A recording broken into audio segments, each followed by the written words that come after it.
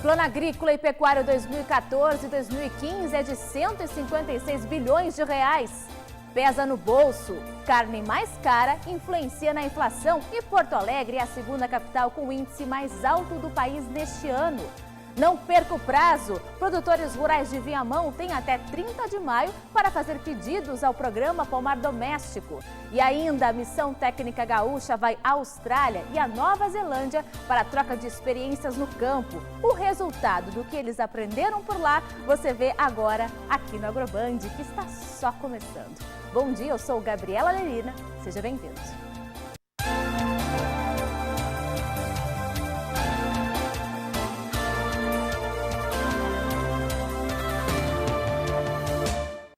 O governo federal lançou nesta semana em Brasília o Plano Agrícola e Pecuário 2014-2015. Serão oferecidos 156 bilhões de reais para financiamento de custeio e comercialização e outros programas de investimento agrícola e pecuário. No ano passado, o Rio Grande do Sul recebeu o segundo maior volume de crédito no plano, atrás apenas do Paraná. A cerimônia teve a presença da presidente Dilma Rousseff e do ministro da Agricultura, o gaúcho Neri Geller. E vai até o dia 30 de maio o prazo para que os produtores rurais de Viamão, na região metropolitana de Porto Alegre, possam fazer pedidos ao programa Pomar Doméstico. A iniciativa facilita a compra de mudas para estimular o cultivo de frutas. O suco de goiaba com um pouco de vinagre vai na garrafinha de plástico. A mistura atrai pragas que são aprisionadas e morrem. O truque é de veterano, mas o seu João só se tornou um produtor rural após 3 décadas trabalhando como policial militar. Ele começou com as goiabas há 3 anos e foi diversificando as culturas. Plantou uva, caque também, figo também. Então a gente tá... E tem bergamota, laranja também. As primeiras mudas foram um presente da filha. As outras vieram através do programa Pomar Doméstico. Após fazer um cadastro na prefeitura, o produtor ingressa em um sistema de compra coletiva que reduz os preços. São 170 culturas diferentes com preços que variam de pouco mais de R$ 4,00 até R$ 30,00. A aquisição de uma muda para consumo interno de uma família, por exemplo, pode com o tempo dar origem à vontade de vender esse produto, comercializar, criar novos empreendimentos, estimular novos produtores. Para isso também é oferecido o transporte das mudas até as propriedades e assistência técnica. O pagamento é feito através de boleto bancário e o produto entregue 20 dias depois da confirmação do pedido. Então eles vão lá, se inscrevem, selecionam as mudas que eles querem através das tabelas que a gente tem já pré-determinadas, pagam no banco e aguardam a chegada. Em 2014, a expectativa é de dobrar o número de vendas. No último ano, 50 produtores utilizaram o programa para comprar mudas na cidade. A procura está sendo muito grande mesmo, então acredito que mais de 100% em relação ao ano passado. Para o ex-brigadiano João, uma ajuda e tanto, e que literalmente tem rendido frutos. É uma coisa que é da origem da gente, da juventude da gente, no tempo de jovem a gente era da colônia, né? Então... Produtores rurais de municípios da metade sul gaúcha participaram entre abril e maio de uma missão internacional à Nova Zelândia e à Austrália, na Oceania. A viagem promovida pelas entidades Sebrae, Senar e Farsul teve como objetivo mostrar a realidade da produção de bovinos de corte e ovinos, principalmente com técnicas de planejamento e produção forrageira. E a gente recebe aqui no estúdio, então, que os gaúchos trouxeram na bagagem, é o que a gente quer saber com o superintendente do Senar RS, Gilmar Tichibel. Tudo bem? Bom dia, Gilmar. Tudo bem, bom dia. O que vocês trouxeram de importante que pode ser aplicado aqui na produção do Rio Grande do Sul? Olha, na verdade, o que a gente vai buscar nesses países, em outras missões, quando a gente faz para o exterior, é mais a ideia do conceito. Nem sempre é a prática do dia a dia, do manejo, das lavouras, dos animais, das pastagens, mas é o conceito de produção. E principalmente nesses 2 lugares, Austrália e Nova Zelândia, que são players internacionais importantes e que têm um sistema de produção muito profissional, focado em mercado, isso é que nós fomos buscar. Mas é claro que muitas das práticas que eles têm lá servem para nós aqui também, e o resultado de outras missões que nós já fizemos como esta, já evidenciaram o uso dessas práticas aqui no Rio Grande do Sul com resultados muito bons. Agora, não é a primeira vez que vocês vão a essas localidades, né? Não, não é. A primeira missão nossa foi em 2005, também para a Austrália e Nova Zelândia. Depois, em novembro do ano passado, nós fizemos outra missão dessas, e agora fizemos em abril e maio, sempre visitando os dois países, porque como é um lugar muito distante e tem um custo alto, então quando a gente vai tem que ir para os dois países, até porque são realidades diferentes entre eles, mas semelhantes a muito aquilo que a gente tem no Rio Grande do Sul. E essa equipe foi formada também por produtores rurais? Este grupo último tinha 10 produtores rurais e alguns técnicos do Senar e do Sebrae, consultores do Sebrae, que trabalham no programa Juntos para Competir, que é o programa que temos juntos com o Sebrae e com a Farsul, trabalhando algumas cadeias produtivas. E, além disso, eu estava junto, como superintendente do Senar, e o presidente do Conselho do Sebrae no Rio Grande do Sul, o Vitor Koch. A alimentação dos animais foi um dos destaques, né? O que tem de diferente de lá para cá? É interessante, aí é bom falar dos dois países. Na Nova Zelândia, como o foco deste grupo era a pastagem, na Nova Zelândia nós fomos ver mais especificamente, dentro das propriedades rurais, como é que eles consorciam pastagens e como é que eles utilizam essa pastagem durante o ano, o que a pesquisa na universidade recomenda para essas pastagens, e nós visitamos uma universidade, a Universidade de Lincoln, em Christchurch, na Ilha Sul da Nova Zelândia, e lá eles têm um trabalho muito competente nesta área e os produtores aplicam. Então, o que se viu muito realmente foi uma pastagem produzida com muito fertilizante, muito que eu digo é na medida certa, né? Com correção de solo, com muita irrigação, isso sim, na Nova Zelândia, as pastagens são irrigadas ou com pivô central ou com pivô de 180 graus, mas a irrigação lá é uma constante na Nova Zelândia. E como eles estão muito focados no mercado, eles precisam ter uma qualidade de produção exatamente porque eles não podem perder mercado externo. É verdade, porque na verdade eles não conseguem se manter sozinhos, né? Não, na Nova Zelândia, o agro, vamos dizer, da Nova Zelândia, o produto agropecuário, 85% é vendido para o exterior. E na Nova Zelândia, eles são um player internacional importante na produção de leite. Eles têm lá uma grande cooperativa que se chama Fonterra.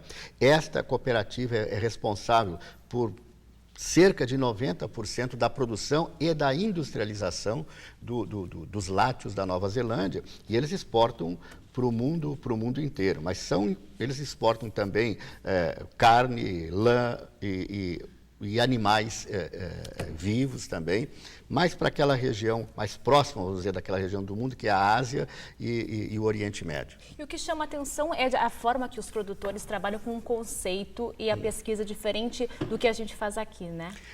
Aqui, infelizmente, a gente tem muita pesquisa não aplicada na propriedade rural. A própria FEPAGRO, há algum tempo atrás, eu conheci algumas pesquisas que a FEPAGRO aqui no Rio Grande do Sul desenvolveu e que não chegaram à propriedade rural, né? Então, essa é uma coisa que a gente precisaria examinar melhor aqui. Na verdade, o que eles têm é uma cultura de produção diferente, né, da nossa, e nós poderíamos incorporar um pouco dessa cultura. Isso que eu lhe perguntaria, desculpa interromper, mas de que forma poderia se adaptar? Assim? Eu acho que é demonstrando os exemplos, trazendo de lá, implementando aqui em algumas propriedades e mostrando como isto pode ser rentável para a nossa produção. E nós já temos exemplos aqui disso, deste grupo que foi em 2005, eu posso citar uma propriedade rural que atingiu um nível de produção na ovinocultura, produção de cordeiros, acima da média da Nova Zelândia. Então, é um exemplo de que realmente o que nós podemos trazer de lá, de conceitos de gestão, conceito de mercado, conceito de produção, pode ser aplicado aqui com resultados positivos. O senhor falou no início que vocês combinam e acabam entrando em algumas propriedades rurais de lá. Como é essa recepção deles para os brasileiros? É muito boa. Tudo isso é combinado antes.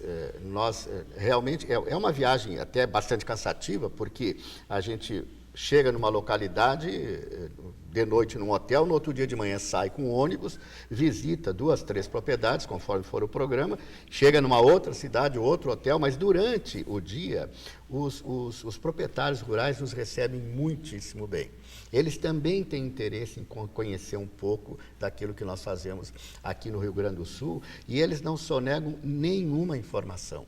Eles absolutamente abrem toda a informação de como que eles conduzem a propriedade, e isto realmente é muito bom. E é interessante que isto é comum em todos os grupos. Nos primeiros 2 dias, os produtores daqui ficam incrédulos. Mas não é possível que eles tenham um resultado desse, né? Ou o pessoal está mentindo, ou está escondendo o jogo, ou não pode ser assim, tem algum subsídio, mas não é. E aos poucos eles vão vendo que não, que o resultado que eles têm lá é aquele mesmo, de uma produtividade muito boa, em função de todo o trabalho que fazem, né? E aí então começam a incorporar alguns conceitos que são importantes para a gente trazer para cá. E eles já pensam em vir ao Brasil, em vir ao Rio Grande do Sul? Já vieram? Já vieram. Alguns produtores de lá, principalmente da área de ovinos da Nova Zelândia, têm vindo na Expo Inter aqui. Alguns já vieram até para julgar animais na Expo Inter, né? A ovinocultura ainda é bastante forte na Nova Zelândia, embora o leite, porque eles são muito fortes nessa área e estão tendo um excelente resultado, o leite esteja tomando conta, avançando nas melhores pastagens da Nova Zelândia. E a ovelha, a gente costuma dizer que ela está subindo o morro, a ovelha está ficando para os pastos mais pobres, né? E o rebanho diminuiu bastante. Em 2005, quando nós fomos, a Nova Zelândia, que tem 4 milhões de habitantes, mais ou menos, tinha 45 milhões de ovelhas. Hoje eles têm menos de 35 milhões de ovelhas. Houve uma diminuição de 10 milhões no rebanho da Nova Zelândia nesses 9 anos. Tá bem. Logo mais, seguimos com o nosso assunto. Tem mais entrevista com o superintendente do Senar, mas é só depois do intervalo. Então, logo mais também, inflação em alta puxada pelos alimentos, e a carne contribuiu para esse aumento. Nós já voltamos.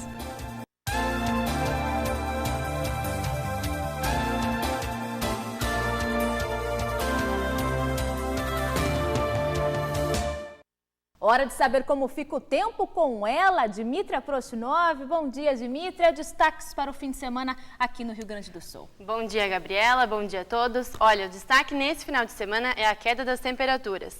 Essa noite deve ser a mais gelada do ano até agora. Desde ontem, uma massa de ar polar vem ganhando força no estado e o final de semana deve ser bastante frio. A madrugada de domingo deve ter mínimas negativas nos campos de cima da serra e fica um alerta para os produtores da serra e da campanha. Por aí pode haver geada. A semana vai trazer oscilações do tempo no Rio Grande do Sul. Segunda-feira, a possibilidade de chuva, mas na terça e na quarta o tempo deve ser seco. Aí as instabilidades voltam e pode chover novamente na quinta e na sexta-feira, com mais intensidade na região norte. As mínimas em todo o estado ficam entre 4 e 8 graus e as máximas em torno dos 20. Mesmo que as temperaturas não sejam extremas, a sensação térmica vai ser de frio e intenso. Socorro, vou botar um cobertorzinho a mais. Cobertorzinho mais grosso, exatamente. Obrigada, Dmitra. E a Expo Leite FenaSul, que terminou no último domingo em Esteio, na região metropolitana de Porto Alegre, movimentou mais de R$1 milhão em negócios com a venda de 855 animais, R$200 mil a mais do que na edição passada do evento, que movimenta a produção leiteira do Rio Grande do Sul. E o vereador licenciado de Horizontina, que fica no norte gaúcho, Larry Laurijap, denunciado na Operação Leite Compensado, foi condenado a 10 anos de prisão em regime fechado com a perda do cargo político. Jap é sócio de uma empresa de transporte de leite que teria adulterado o produto com formol. Ele já estava recolhido no Presídio Estadual de Santa Rosa. Na semana passada, o Ministério Público denunciou à Justiça de Teotônia 14 pessoas investigadas na 5ª etapa da operação. Em um ano, 14 pessoas já foram detidas. E Porto Alegre é a segunda capital com maior inflação do país neste ano. O setor de alimentação e bebidas é o que mais puxa o índice para cima. E um dos produtos favoritos dos gaúchos, a carne, contribuiu para esse aumento. Na hora de passar no açougue, vem o susto. Aumentou demais isso aí, sabe? Não tem mais controle nenhum. A surpresa do consumidor não é à toa. O preço da carne vermelha no Brasil subiu mais de 9% só neste ano, segundo o IPCA 15, a prévia da inflação oficial que o IBGE divulgou nesta quarta-feira. O reajuste é quase o triplo do acumulado pelo índice no mesmo período. Daí não tem jeito, os cortes nobres perdem a preferência. Quando a de primeira tem promoção, aí eu como carne de primeira, senão é só segunda. Um dos motivos para o aumento no preço da carne está aqui, no campo. A seca, que atingiu muitas regiões do país no último verão, prejudicou as pastagens. E por isso o gado não engordou tanto quanto se esperava. E esse sol quente, o gado não engordou direito. O gado foi engordar depois que baixou o sol, que diminuiu o calor, aí que o gado começou a engordar. O aumento nas exportações também faz o preço no mercado interno subir porque o produto fica mais escasso. E a alta não foi só aqui. A carne bovina está mais cara em todo o mundo porque o consumo não para de crescer, principalmente na China. E um dos principais fornecedores mundiais, claro, é o Brasil. Enquanto isso, a cozinheira Maria Rosa se obriga a mudar o cardápio para driblar os constantes reajustes. Eu comprava 3 pedaços de carne por mês, compra 2. E aí apela para verdura, né? Nós estamos de volta com o Agroband nesse sábado e seguimos falando com o superintendente do Senar RS, Gilmar Teitable, sobre uma missão que foi feita através das entidades Sebrae, Senar e Farsul, que teve como objetivo mostrar a realidade da produção de bovinos, de corte ovinos e principalmente com técnicas de planejamento e produção forrageira, uma missão que foi à Nova Zelândia e também foi à Austrália. No primeiro bloco falávamos sobre a Nova Zelândia, temos que falar da Austrália também. Que aspectos foram vistos interessantes por lá? É um país completamente diferente, não apenas na sua paisagem. A propósito, a Nova Zelândia, de todos os países do mundo que eu conheço, é das mais lindas paisagens que a gente pode... São duas grandes ilhas, a Ilha Norte e a Ilha Sul, e a Ilha Sul é belíssima, com planícies de azevém e trevo branco, e no final das planícies, morros com picos nevados. E na Austrália, quer dizer, tudo muito verde, né? E na Austrália, sempre muito seco. A Austrália é submetida a secas muito fortes, tanto que é interessante, a maior parte das propriedades lá, as cercas e as mangueiras são todas de ferro, não se usa madeira, porque como os incêndios são muito frequentes, então os incêndios costumam queimar quilômetros de cercas, por isso que eles usam então ferro para poder proteger o patrimônio. Mas a Austrália, apesar de ser um ambiente muito seco, da primeira vez que estivemos lá, estávamos no 4º ano de seca, a Austrália estava completamente amarela, mas eles têm uma genética de animais adaptada a essa condição ambiental. Eles conseguem retirar do solo, mesmo em pastos mais ralos, o nutriente necessário para a criação do gado. Eles são muito bons também na produção de lã, principalmente da raça ovina de merinos, é o merino australiano, é uma raça que produz uma lã excelente. Então, apesar da diferença dos dois países, né, foi importante ver onde, num país em que chove regularmente bem, né, se produz dentro de uma pastagem alta e abundante, e como que também se tem renda e boa qualidade de produção num lugar onde o meio ambiente é um pouco mais hostil. Mas aí se pensa, obviamente, que eles deveriam investir na irrigação, mas parece que não é bem isso que acontece. Até porque a irrigação exige, em primeiro lugar, energia, né? Fazer uma irrigação em espaços muito grandes tem um custo alto e aí então não compensa para a propriedade. Nós tivemos lá em propriedades de 35 mil hectares, né? E irrigar 35 mil hectares tem um custo altíssimo. E aí a produção pecuária, no caso da fazenda que eu estou falando, era uma criação de gado Hereford, né? Não suportaria esse investimento. Então, como é que eles fizeram? Era interessante que a gente olhando, o pasto parecia uma lavoura de trigo colhida. Era completamente amarela, era uma palha amarela e o gado robusto, com um aspecto e uma qualidade muito boa, mas o nutriente daquela pastagem e com pouca suplementação além do pasto, era suficiente para aqueles animais adaptados àquela realidade. a essa realidade. Agora, Gilmar, esse programa Juntos para Competir, que promoveu essa missão, né? Para que outros lugares vocês já foram ou pretendem ainda visitar? O Juntos para Competir já fez algumas missões, não apenas para propriedades rurais, mas também visitamos feiras internacionais, como a Feira de Sial, feiras de alimentação, né? A Feira de Sial na França e a Feira de Anuga. É a mesma feira, mas ela acontece um ano em cada lugar. E a Feira Anuga na Alemanha. Nós levamos também alguns produtores para conhecer os sistemas de certificação de produtos, denominação de origem, indicação geográfica. Isso foi lá no meio da década de 2000 e dali surgiram algumas iniciativas no Rio Grande do Sul de produtos com denominação de origem, como a Propampa, a carne do Pampa. Então, o Juntos para Competir é uma parceria entre o SEBRAE, o Senar e a Farsul, que trabalha algumas cadeias produtivas e procura levar uma qualidade de produção maior ao campo. Nós, além de organizarmos grupos de produtores que trocam experiências entre si, eles recebem também uma consultoria das instituições na área técnica, na área gerencial, que a questão, na verdade, se nós formos pensar bem, a grande palavra é a gestão. Tudo que decorre dali para baixo, de bom ou de ruim, é resultado da gestão, melhor ou não. E o SEBRAE trabalha muito com empreendedorismo, né? E essa ideia também a gente leva muito para os grupos. Enfim, é um programa que tem demonstrado que a sua criação foi muito boa para aqueles que participam desses grupos. São grupos que são acompanhados durante 3, 4 anos, às vezes mais, e são grupos que transformam as suas propriedades em realmente unidades produtivas de negócio, de renda e de qualidade de vida no campo. Na verdade, acaba virando exemplo para outros produtores. São referência, não há dúvida nenhuma. De que forma eles são escolhidos, esses produtores, para participar desse programa? Primeiro, por adesão. Segundo, dentro do que nós chamamos de projetos finalísticos. Então, nós vamos ter um projeto finalístico na área da fruticultura.